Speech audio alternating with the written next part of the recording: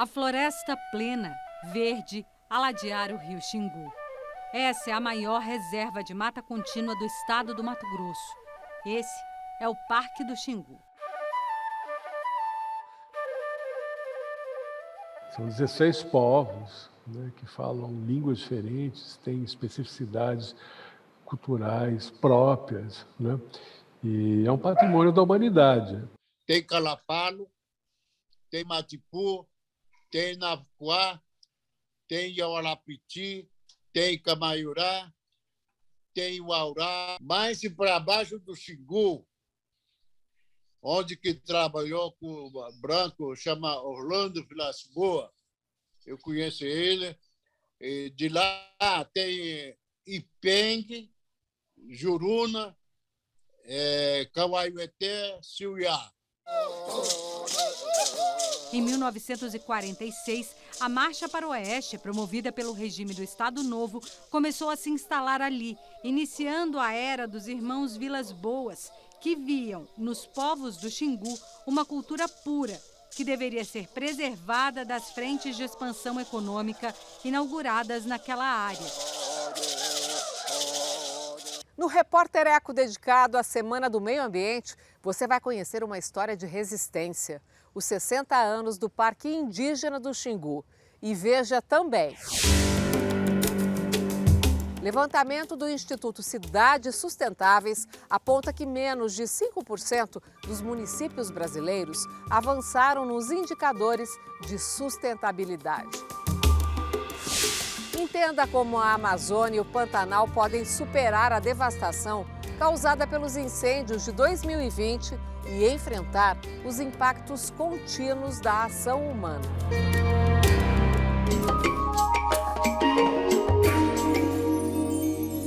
O Instituto Cidades Sustentáveis fez um raio-x de quase 800 municípios brasileiros e constatou uma enorme desigualdade entre eles. O levantamento também apontou que menos de 5% das cidades conseguiram avançar nos indicadores de sustentabilidade.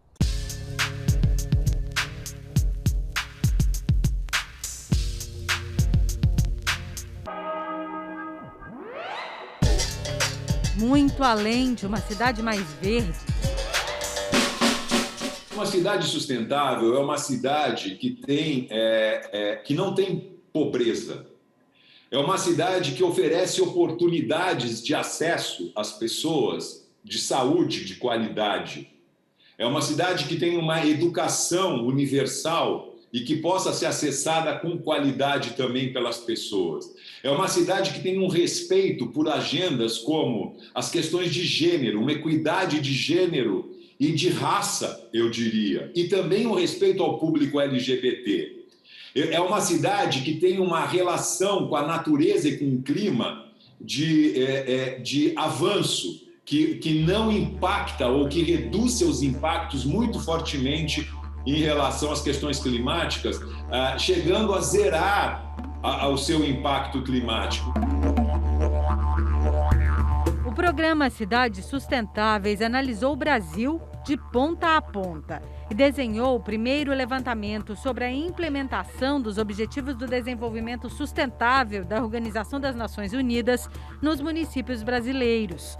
A partir dos dados disponíveis nas bases nacionais, foram avaliados 80 indicadores, entre eles renda, escolaridade, saneamento básico, saúde. De acordo com o Índice de Desenvolvimento Sustentável das cidades, a maior parte delas ainda está longe de conseguir tirar do papel as metas de desenvolvimento para 2030. Apenas 31 conseguiram avançar, percorrendo 2/3 do caminho.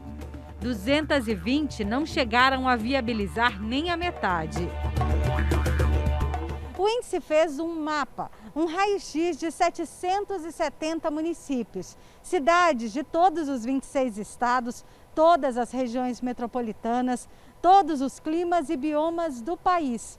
E os resultados mostram que, tão grandes quanto o Brasil, são as desigualdades. As cidades que estão à frente Curiosamente, se você pega no índice, a mais de 20 primeiras cidades estão no estado de São Paulo, para dar um exemplo. Com isso, a gente consegue perceber o estado de São Paulo é o estado mais rico da federação. A gente consegue que há uma relação também entre capacidade de investimento em cidades que têm essa oportunidade e também na entrega de determinados serviços. Então, começa por aí um olhar em que a gente consegue perceber as diferenças regionais que existem no nosso país. E isso também é uma coisa importante para a gente poder avançar em políticas, para poder ter um olhar mais equilibrado para as cidades brasileiras. É uma intuição que as cidades do norte têm um grau de pobreza maior e que é necessário um investimento maior lá. Não é? Nós estamos percebendo na pandemia que as desigualdades, elas cobram muito. Moju, no Pará, tem 83 mil habitantes e a pontuação mais baixa no ranking, 32 pontos. Na outra ponta está Morungaba, no interior de São Paulo, que aparece com 73 pontos, primeiro lugar no Brasil no cumprimento das metas da ONU de Desenvolvimento Sustentável. Morungaba tirou uma nota tão alta porque ela tem uma riqueza, não é, que conseguiu distribuir isso nos serviços de alguma forma em relação a ter um grau de pobreza baixo. Então, eu acho que é um mérito que ela teve como cidade, como sociedade, de avançar nesses temas que nós estamos falando.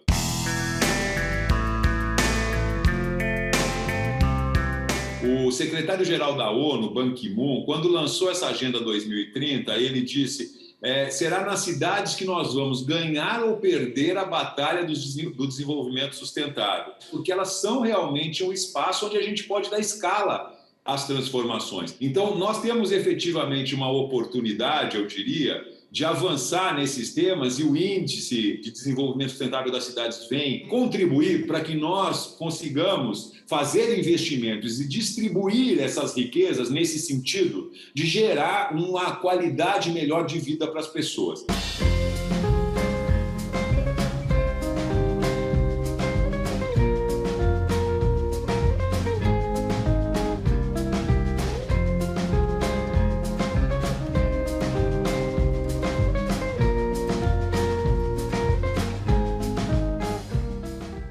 Agora, você acompanha as notícias socioambientais que tiveram destaque na semana. A ONU lança no Dia Mundial do Meio Ambiente, 5 de junho, a campanha da Década das Nações Unidas de Restauração de Ecossistemas 2021-2030. Todos os anos são destruídos mais de 4,7 milhões de hectares de florestas no mundo, área maior do que a Dinamarca. O aquecimento global acelerado pelas ações humanas já é responsável por 1 a cada 3 mortes por calor. É o que mostra o estudo internacional publicado na revista científica Nature Climate Change. Os dados utilizados são de 1991 a 2018, em 732 regiões de 43 países. O Brasil tem pouco que comemorar na Semana do Meio Ambiente. O país desperdiça quase 40% de água potável, segundo o levantamento do Instituto Trata Brasil. A quantidade seria suficiente para abastecer mais de 63 milhões de habitantes em um ano. A Amazônia tem aumento de 40,6% nos focos de calor em maio deste ano, comparado ao mesmo mês em 2020. Foram 1.186 pontos, de acordo com o INPE, Instituto Nacional de Pesquisas Espaciais. Segundo a ONG Greenpeace, Amazônia e Cerrado juntos tiveram mais de 3.800 focos de calor, aumento de 65% em relação ao ano passado e o pior índice desde 2007. Com os números altos de queimadas e desmatamentos, o cenário pode ser agravado com o fim do inverno amazônico e o fenômeno Laninha, mais forte no segundo semestre, segundo o Greenpeace. A ministra Carmen Lúcia, do Supremo Tribunal Federal, autoriza a abertura de inquérito para investigar o ministro do Meio Ambiente, Ricardo Salles. A ministra do STF atendeu a um pedido da Procuradoria-Geral da República. Os procuradores analisaram notícia-crime da Polícia Federal por suposta tentativa de Salles para atrapalhar a maior apreensão de madeira ilegal do Brasil, feita na Operação Androantos. A assessoria de Salles enviou resposta do ministro dizendo que o inquérito demonstrará que não há e nunca houve crime algum. Ricardo Salles já é alvo de um inquérito no Supremo, sob a relatoria do ministro Alexandre de Moraes, por suspeita de facilitar a exportação ilegal de madeira da Amazônia. O Palácio do Planalto finalmente oficializou o afastamento do presidente do IBAMA, conforme determinou o ministro Moraes há 2 semanas. Eduardo Bin também é investigado no caso. Assessor especial de Salles, Leopoldo Penteado Butquez, é alvo da Operação Aquanduba e foi exonerado do cargo. O Parque Nacional do Iguaçu sofre nova ameaça com um projeto polêmico na Câmara dos Deputados, que prevê a reabertura da Estrada do Colono. O projeto do deputado federal Vermelho, do PSD, quer criar a Estrada Parque, alterando a categoria da unidade de conservação integral. Mas pesquisadores alertam que a Estrada Parque poderá aumentar a caça de animais silvestres e comprometer a última grande reserva de Mata Atlântica do interior do país, onde estão as famosas Cataratas do Iguaçu. Pesquisadores de todo o Brasil lamentam a morte do editor-chefe do Jornal da Unesp, Maurício Tufani, aos 63 anos. Ele morreu após sentir-se mal em casa. Tufani era considerado um dos mais renomados jornalistas de ciência e meio ambiente do país. E você vai ver logo mais aqui no Repórter Eco. Como a Amazônia e Pantanal superam a devastação causada pelos incêndios de 2020 e podem enfrentar os impactos contínuos da ação humana.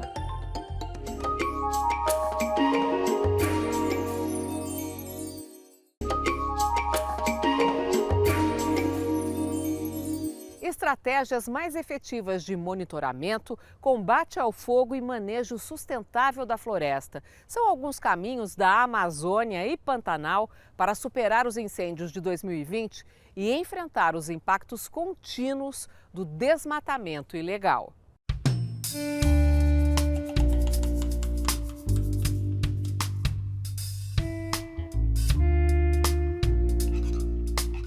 2020. As cenas do Pantanal ardem na memória. Animais tentando escapar do fogo, vegetação nativa em chamas, comunidades tradicionais e produtores rurais arrasados. A tragédia anunciada foi gerada por ações humanas. O manejo do fogo, ele sempre foi e fez parte da cultura no Pantanal, mas o que aconteceu foi um consórcio de desorientação e desinformação, fatores climáticos adversos e com certeza, essa fusão provocou esse grande estrago aí, superior a 4 milhões de hectares no Pantanal. Na Amazônia, os incêndios ligados ao desmatamento e à grilagem de terras destruíram parte da biodiversidade, saúde do solo, qualidade do ar. Afetaram a formação de chuvas que caem em outras regiões do país. Em 1975, a área desmatada no bioma em território brasileiro correspondia a 0,5% do total. Hoje, equivale a 19%. A floresta é muito úmido, chove muito e todos os incêndios, sem exceção, são provocados pelo homem. Derruba-se a floresta e deixa-se 3 a 4 meses essa madeira secar, toca-se fogo, começando os incêndios. Por que se queima a terra no Pantanal? Você não tem como ter um trator dentro de uma propriedade de 10, 15 mil hectares roçando. Então, a queima ela é uma necessidade e a rebrota ela acaba trazendo uma gramínea mais saudável, né? Então, o Pantanal é área de cria e recria, não é área de engorda. E grandes áreas que foram violentamente atingidas pelo fogo, algumas são áreas abandonadas que estão sem atividade econômica em função de um grande desastre ambiental, que é o desastre do Rio Taquari. O Rio Taquari foi vitimado pela ocupação desordenada nos anos 70 e 80 no Planalto, entupindo o rio na sua metade, falindo definitivamente inúmeras fazendas e expulsando comunidades que viviam em colônias. Então, é lamentavelmente uma fratura exposta que o Pantanal tem e que deve servir de exemplo para evitarmos futuros problemas em outros rios. Além da perda de plantas e animais, há outro aspecto nas queimadas, sejam elas na Amazônia, Pantanal ou outro bioma, que deveria preocupar todos os brasileiros: o impacto na saúde.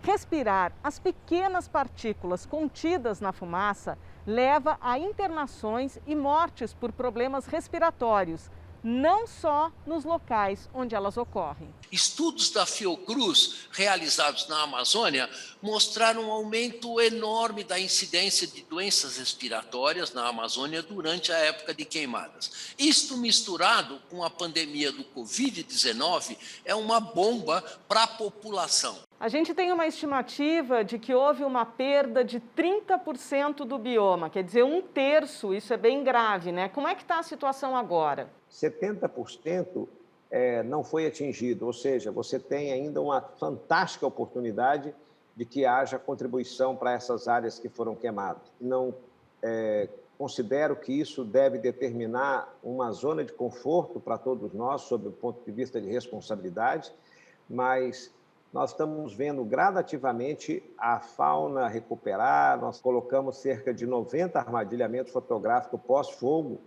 e imagens fantásticas de onça-pintada. E, com certeza, essa relação 70-30 haverá uma contribuição para que a gente possa recompor parte da paisagem. Segundo cientistas, situações assim poderiam ser evitadas. O Instituto Homem Pantaneiro afirma estar fazendo sua parte para que não se repitam.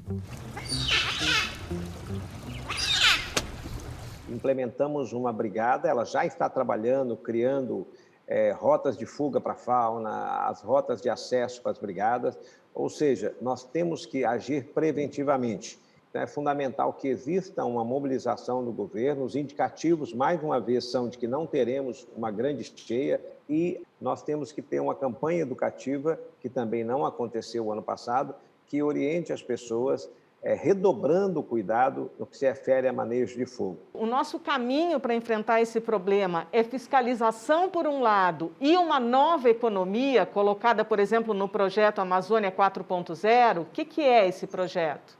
O INPE tem produtos excepcionalmente bons que detecta uma queimada no momento em que ela está iniciando, detecta que coordenadas geográficas aquela queimada tem, o sistema MAP Biomas dá o CPF, o CNPJ da área correspondente. Então, o Brasil tem todas as ferramentas para fazer cumprir a lei. E o curioso é que isso não é feito. E uma das propostas é desenvolver toda uma economia baseada na biotecnologia da Amazônia naquela região. Vários fármacos, remédios estão para ser descobertos na flora e na fauna da Amazônia. O potencial econômico disso pode ser enorme.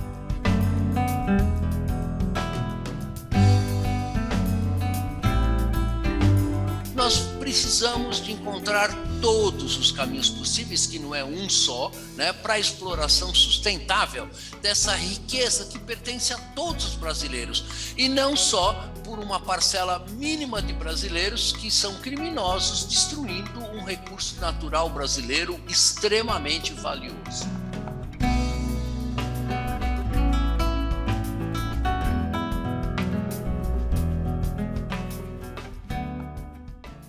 E você vai ver daqui a pouco aqui no Repórter Eco. Uma história de resistência. O Parque Indígena do Xingu completa 60 anos e ainda enfrenta grandes ameaças, como a invasão por garimpeiros e madeireiros ilegais.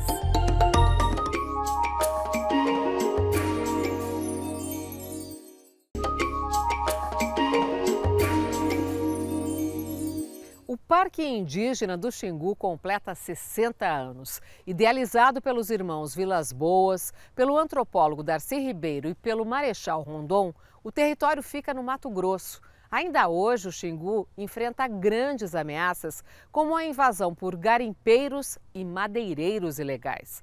É uma história de luta permanente, escrita dia a dia por homens e mulheres que só desejam viver de acordo com as próprias tradições.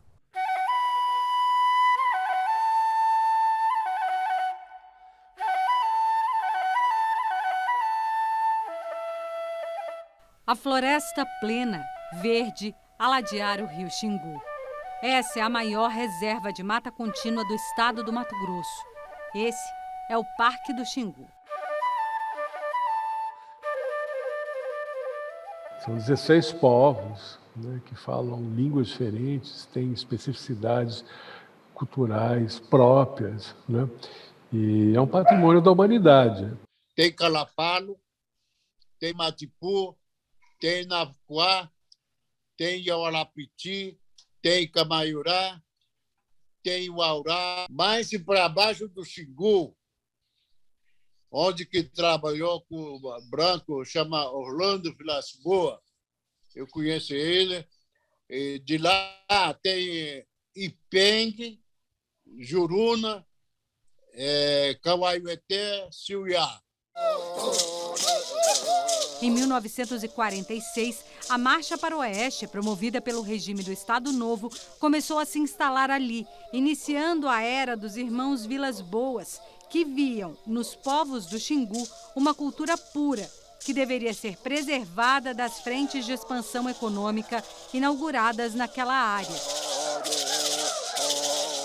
O Parque do Xingu foi a primeira grande terra indígena demarcada, reconhecida pelo governo federal. Quem fez essa marcação para nós aí, que branco, Orlando Vilas Boas, eu conheço ele. Ele que preocupou com a gente, esse marcaram a nossa terra. Tá? Então, foi uma ousadia na época, né? E se criar uma área desse tamanho. E, portanto, o decreto, ele não foi um decreto que justificou a criação dessa área só pela presença dos índios. Ele é um híbrido, né? É um decreto que atribui também a importância ecológica, né? E daí o nome de parque. 2.600.000 hectares, tamanho equivalente ao estado de Sergipe. Terra para conservar a vida e a cultura de quem vivia ali antes mesmo do Brasil ser Brasil. Eu acho que tem um conhecimento tradicional, né, sobre a biodiversidade, né, sobre os sistemas ecológicos, né, de regiões que a gente conhece muito pouco, como a própria Amazônia, né, e eu acho que a gente tem muito o que aprender com eles. Eu acho que essa junção do conhecimento tradicional com a ciência, né, eu acho que temos aí um futuro muito promissor. Eles são o futuro. Para os povos originários do país é lar. Ali vivem mais de 6.000 indígenas, mas na região já foram muitos mais. Alguns povos foram extintos, outros perderam grande parte de suas populações. A vacinação foi um divisor de águas, no sentido de criar condições para essa retomada populacional dessas populações, né? Isso foi muito importante, o processo de vacinação que ocorreu, porque as principais enfermidades que abatiam eram essa, varíola, catapora, né? A gripe, né? Enfim, elas eram os principais inimigos, a tuberculose. Um só lugar com uma imensa importância histórica e ambiental. Dentro da terra indígena do Xingu, há uma biodiversidade exuberante. O encontro entre o cerrado, as florestas mais secas do sul e a úmida Amazônia. um ecossistema fundamental para a manutenção da vida de plantas, bichos e gente. Cada árvore grande tem espírito. Eu não quero derrubar, tá? Então, isso, gente luta para Xingu. Uma luta cada vez mais árdua. O Xingu se tornou uma ilha de biodiversidade cercada de monocultura por todos os lados. Nossa terra indígena do Xingu foi demarcada em 1961, mas muito agronegócio em volta da terra indígena do Xingu. Isso traz muita preocupação para a gente, isso traz muita luta para os povos indígenas do Xingu, porque eles estão jogando muito agrotóxico no plantações, como soja, como milho, como outros que eles estão plantando, muito veneno, e isso traz muita preocupação para a gente. Onde que joga veneno para plantação de soja, vai cair na água, aí morre peixe, poluindo o rio.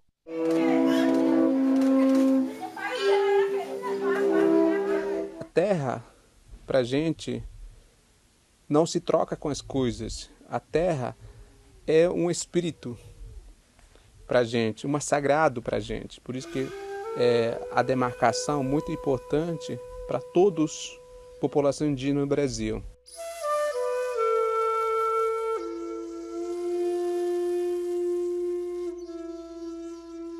Não é somente terra indígena do Xingu, terra indígena no Brasil tem que ser tudo demarcada para que onde nós podemos preservar meio ambiente para todo mundo, não é somente para os indígenas, para todos que estão no planeta.